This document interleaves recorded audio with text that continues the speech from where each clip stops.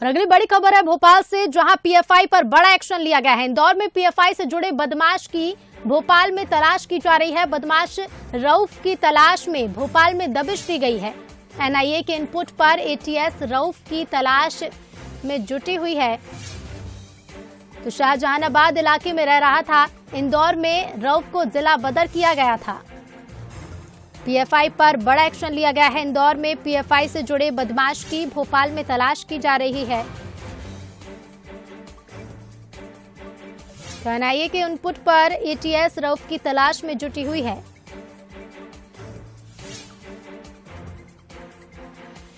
इंदौर में रऊफ को जिला बदर किया गया था और एनआईए के इनपुट के बाद एटीएस रऊफ की तलाश भोपाल में कर रही है। बता दें, जानकारी है कि रऊफ शाहजहानाबाद इलाके में रह रहा था।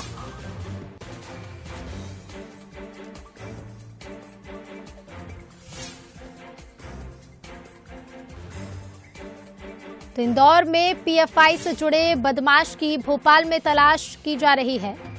बदमाश रऊफ की तलाश में भोपाल में दबिश दी गई। एनआईए के इनपुट पर एटीएस रऊफ की तलाश में जुटी हुई है।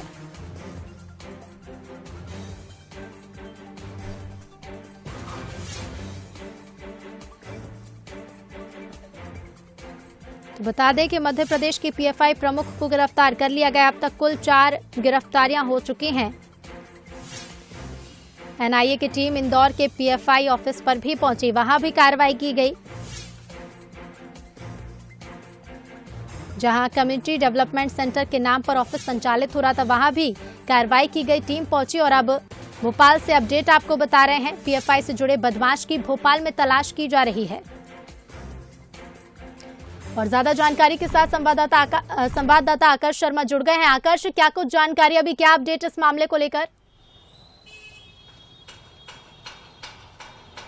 जिस तरीके से हमने देखा है कि एनआईए लगातार कार्रवाई कर रही है और एनआईए को जो जानकारी मिली थी उस जानकारी के मुताबिक एक रऊफ करके एक बदमाश है जो हिस्ट्री शीटर बदमाश इंदौर का है, लेकिन वो पीएफआई से जुड़ा हुआ है। और जिन 4 लोगों को गिरफ्तार किया है एनआईए ने, उन चारों लोगों के संपर्क में ये शख्स जो है वो रहा है। और यही कारण है कि उसके बारे में पता किया गया तो पता चला कि वो भोपाल के शाहजहानाबाद इलाके में रह रहा है। और एनआईए ने यहाँ पर कार्रवाई नहीं की। यहाँ पर मैं बताना चाहूंगा, जो सूत्रों के हवाले से मुझे जानकारी आ रही है, एटीएस ने कार्रवाई की है, क्योंकि भोपाल, यदि मैं बात करूं कि जिस तरीके से गृह मंत्री ने भी कहा कि हमारी पुलिस संपर्क में है और केंद्रीय एजेंसियों के संपर्क में रहते हुए दोनों ही मिलकर कार्य कर रहे हैं। और यही कारण है, पुलिस की बात करें तो जरूर हम बात करें, लेकिन एटीएस का सहारा जो है एनआईए ले रही। हम देखते हैं कि एटीएस ही देश विरोधी गतिविधियों में जो कार्य करते हैं उसको लेकर एटीएस ही प्रदेश स्तर पर कार्य करती है। हालांकि एनआईए बड़े मामलों में ज्यादा कार्रवाई की जाती है, लेकिन अब जब सहायता की बात आ रही है तो भोपाल में इसी जगह पर जो आप मल्टी देख रहे हैं, निर्माणाधीन मल्टी है,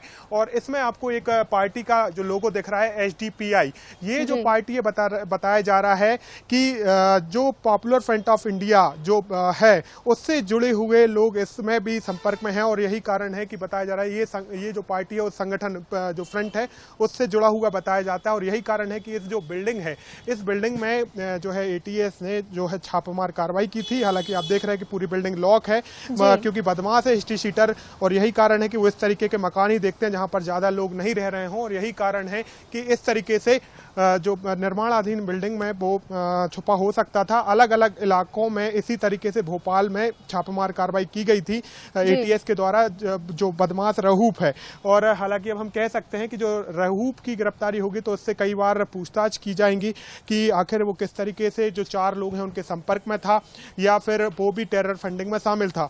तो हम ये जरूर कह सकते हैं कि एनआईए लगातार कार्रवाई कर रही है और एटीएस भी पूरी तरीके से सहयोग कर रही है मध्य प्रदेश में जो भी और लोग हैं जो इस तरीके से टेरर फंडिंग में शामिल हैं। और यही कारण है कि भोपाल में शाहजहानाबाद इलाके में जो एटीएस है उसने छापेमार कार्रवाई की है। और जब रऊफ पकड़ाएगा तो हम कह सकते हैं कि इस पूरे मामले में और भी खुलासा हो सकता है। बिल्कुल आकाश, और भी कई खुलासे होने की उम्मीद है। फिलहाल बहुत बहुत धन्यवाद आपका हमसे जुड़ने के लिए और तमाम जानकारियों के लिए। तो शाहजहानाबाद इलाके में रह रहा था रऊफ, जिसे लेकर भोपाल में दबिश दी गई और अब गिरफ्तारी के बाद और भी कई खुलासे होने की उम्मीद जताई गई है।